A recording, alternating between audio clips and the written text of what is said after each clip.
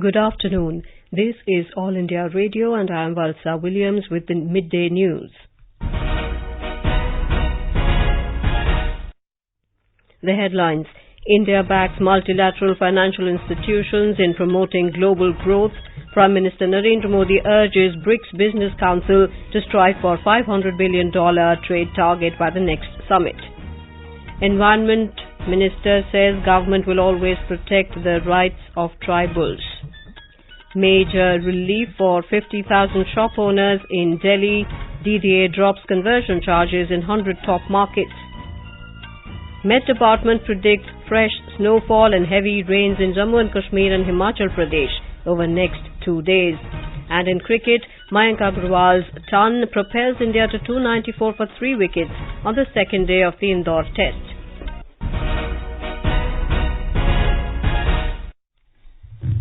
India has offered full backing to the multilateral financial institutions in promoting global growth. This was announced by Prime Minister Narendra Modi at the BRICS Business Council meeting in Brasilia. He urged the Council to create a roadmap to achieve the $500 billion intra-BRICS trade target by the next summit. अगले summit तक $500 billion के intra BRICS व्यापार का लक्ष्य हासिल करने के लिए काउंसिल एक रोड मैप बनाए. हमारे बीच आर्थिक पूरकताओं की पहचान इस प्रयास में बहुत ही महत्वपूर्ण होगी. The Prime Minister said identification of economic complementarities among member countries will be important in this effort. Mr. Modi called for early opening of a regional branch of New Development Bank in India. Bharat में NDB के regional office की स्थापना का कार्य जल्द पूरा किया जाए. इससे हमारी प्राथमिकता के क्षेत्रों में प्रोजेक्ट्स को बढ़ावा मिलेगा. The BRICS joint statement says, building upon the core functions of the bank's headquarters, its regional offices shall contribute to expanding its operations and striving for a more robust project portfolio for all member countries. Prime Minister Modi also requested BRICS countries and the NDB to join the Global Coalition for Disaster-Resilient Infrastructure.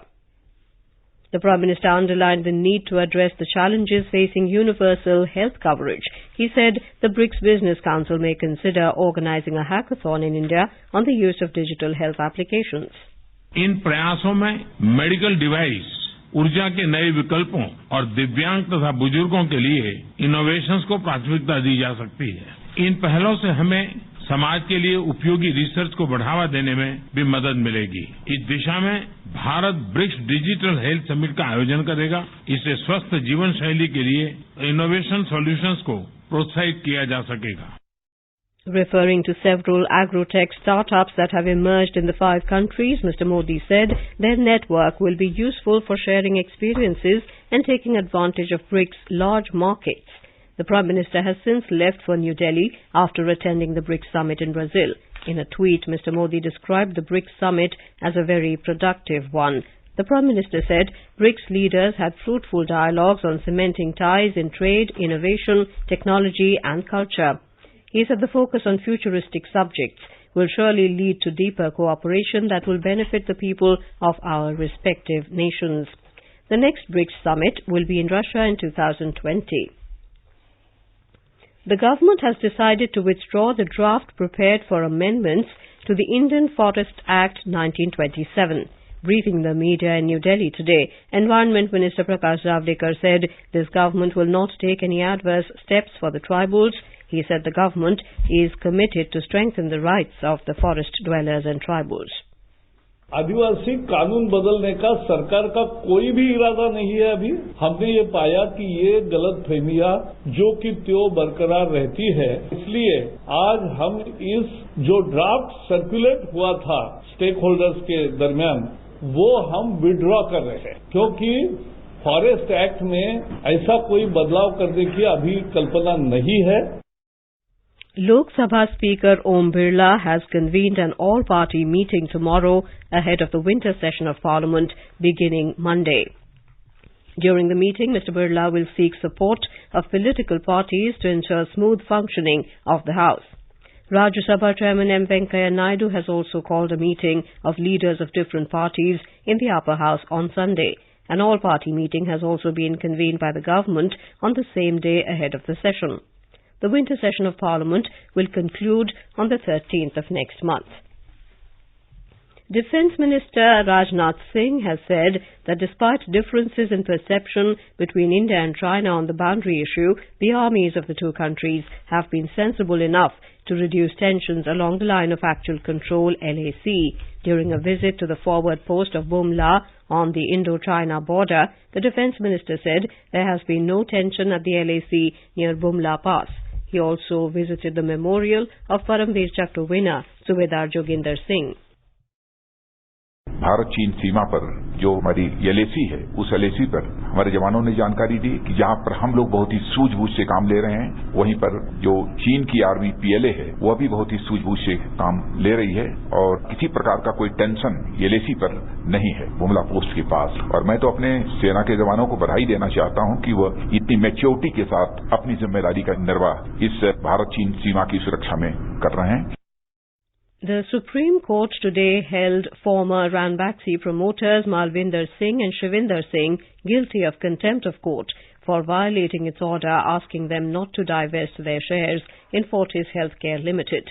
The Apex Court had earlier asked the Singh brothers to give it a plan as to how they would honour the arbitral award of 3,500 crore rupees granted by a Singapore tribunal against them and in favour of Japanese drug manufacturer Daiichi Sankyo. A bench said they had violated its earlier order by which the sale of their controlling stakes in Fortis Group to Malaysian firm IHH Healthcare was put on hold.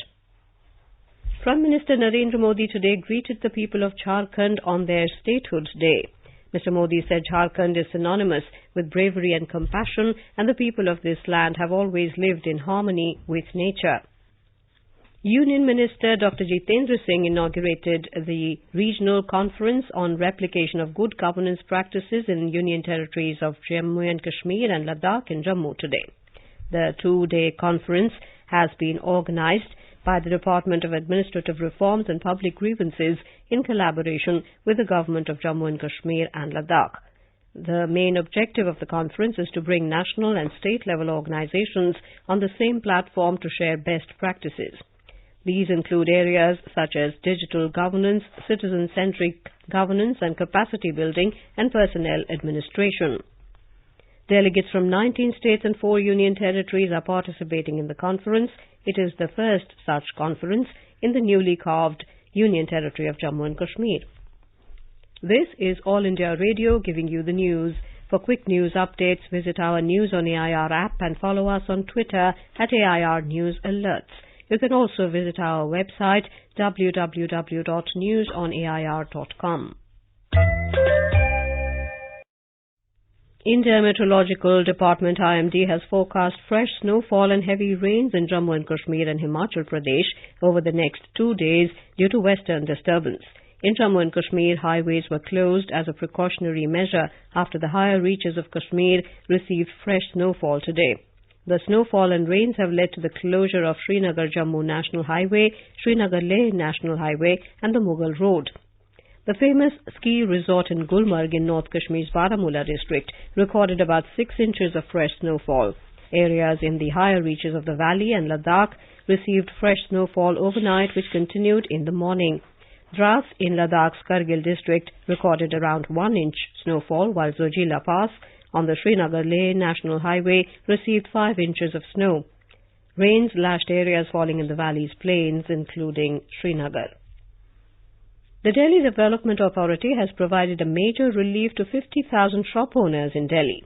It dropped conversion charges in 100 top markets and relaxed norms for household industrial units in residential areas.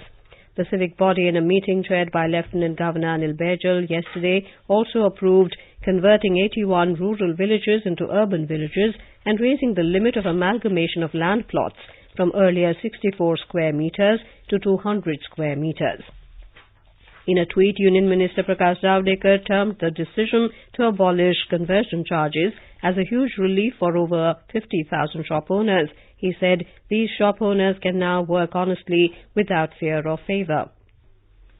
Delhi Chief Minister Arvind Kejriwal has said that a final call on extending the odd-even scheme in the city will be taken on Monday. The air quality is expected to improve in the next 2 to 3 days.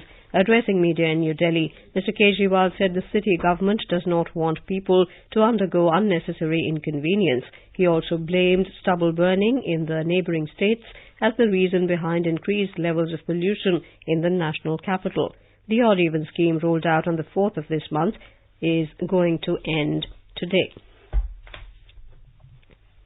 The air quality in the national capital continues to remain in the severe category for the 4th consecutive day today. According to Central Pollution Control Board, the air quality index was recorded at 467 this morning, which falls under the severe category. The air quality index of the adjoining areas of Ghaziabad, Faridabad, Noida, Gurugram and others have also shown a deteriorating air quality. Schools in Delhi remain closed today as the thick smog is restricting most of the children indoors.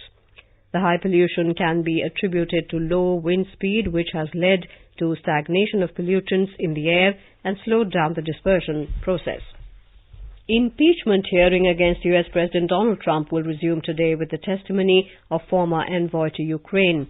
After the first round of the impeachment hearings in the House of Representatives, the White House made clear its defense outline, which will be to discredit the witnesses, dismiss the accusations, and shift the focus to the Bidens. Top White House Counselor Kellyanne Conway said that the Democrats have no case against the president and that he was being treated unfairly. Trump had claimed that the impeachment inquiry against him over his dealings with Ukraine was a witch hunt. In his July 25th phone call with Ukrainian President Volodymyr Zelensky, Trump had allegedly asked for an investigation into his potential 2020 Democratic rival Joe Biden and his son Hunter. Sri Lanka will vote tomorrow to elect the 7th executive president of the country. A total of 35 candidates are in the fray, as around 1.6 crore people are eligible to exercise their franchise. In cricket, India were 303 for 3 in their first innings against Bangladesh on day 2 of the first test at Indore. The hosts resumed their innings at the overnight score of 86 for 1 this morning. Mayank Agarwal scored his third test century in the ongoing test. He reached the 3-digit mark with the help of 15 boundaries. Earlier, India wrapped up the visitors at 150 in their first innings. Information and Broadcasting Minister Prakash Javadekar will inaugurate the new broadcast auditorium in Akashvani Bhavan in New Delhi this evening. He will also launch the digital version of Gurbani and Shabad Kirtan from Prasar Bharati's archives. A program of recital of Shabad Kirtan is also being organized by the External Services Division of All India Radio to mark the 550th birth anniversary of Guru Nanak Dev. All India Radio Delhi will broadcast live the inaugural function of the newly constructed auditorium of All India Radio today and a program of rendering Shabad Kirtan Bani Utsav. The broadcast can be heard on Rajdhani and FM Rainbow channels from 5:55 p.m. onwards. The annual National Tribal Festival Adi Mahotsav will start from tomorrow in New Delhi to celebrate and cherish the spirit of tribal culture, craft, cuisine and commerce. The theme of this 15-day mega event to be organized at Delhi Heart is a celebration of the spirit of tribal crafts, culture and commerce. Around 1,000 tribal artisans from 27 states, tribal chefs and cultural troops will take part in the Mahotsav. The festival, being organized by Tribal Affairs Ministry in association with TriFed, will be inaugurated by Home Minister Amit Shah. And now, before we end the bulletin, the headlines once again. India backs multilateral financial institutions in promoting global growth. Prime Minister Narendra Modi urges BRICS Business Council to strive for $500 billion trade target by the next summit. Government to withdraw the draft amendments in the Forest Act. Environment Minister says rights of tribals will always be protected. Major relief for 50,000 shop owners in Delhi. DDA drops conversion charges in 100 top markets. Met Department predicts fresh snowfall and heavy rains in Jammu and Kashmir and Himachal Pradesh over the next 2 days. And in cricket, Mayank Agarwal's ton propels India to 303 for 3 wickets on the second day of the Indore test. And with that, we end the midday news.